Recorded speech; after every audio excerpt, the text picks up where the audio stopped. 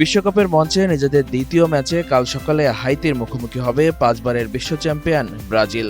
কিন্তু জানেন কি, এই হাইতির বিপক্ষে 7-1 গোলের এক ঐতিহাসিক জয় আছে সেলেসাওদের, যে স্কোরলাইন আজও ভুলতে পারেনি ফুটবল প্রেমীরা।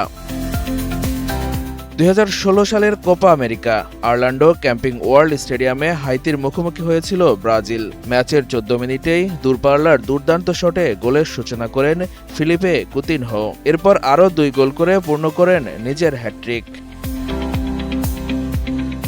বসুন্ধরা টিস্যু, অশুদ্ধতার বিরুদ্ধে এক বিন্দুও ছাড় নয়। এছাড়া ব্রাজিলের হয়ে ম্যাচে জোড়া গোল করেন রেনাতো আগুস্তো, আর একটি করে গোল করেন গ্যাব্রিয়েল ও লুকাস লিমা। হাইতির হয়ে একমাত্র গোলটি করেছিলেন জেমস মার্সেলিন।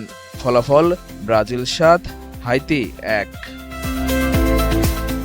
এই জয়টি ছিল ব্রাজিলের জন্য বিশেষ, কারণ মাত্র 2 বছর আগে নিজেদের মাটিতে বিশ্বকাপ সেমিফাইনালে জার্মানির কাছে একই ব্যবধানে 7-1 গোলে বিধ্বস্ত হয়েছিল তারা। তাই হাইতির বিপক্ষে 7-1 ব্যবধানের জয় যেন কিছুটা হলেও ভুলিয়ে দিয়েছিল সেই দুঃসহ স্মৃতি।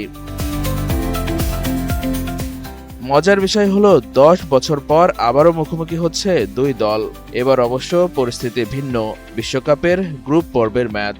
গ্রুপ সিতে নিজেদের প্রথম ম্যাচে মরক্কোর সঙ্গে 1-1 গোলে ড্র করেছে ব্রাজিল। অন্যদিকে স্কটল্যান্ডের কাছে 1-0 গোলে হেরেছে হাইতি। তাই নকআউট পর্বের স্বপ্ন বাঁচিয়ে রাখতে এই ম্যাচটি 2 দলের জন্যই ভীষণ গুরুত্বপূর্ণ। ফুটবল প্রেমীদের মনে এখন প্রশ্ন একটাই, এবারও কি বড় জয় পাবে ব্রাজিল, নাকি চমক দেখাবে হাইতি?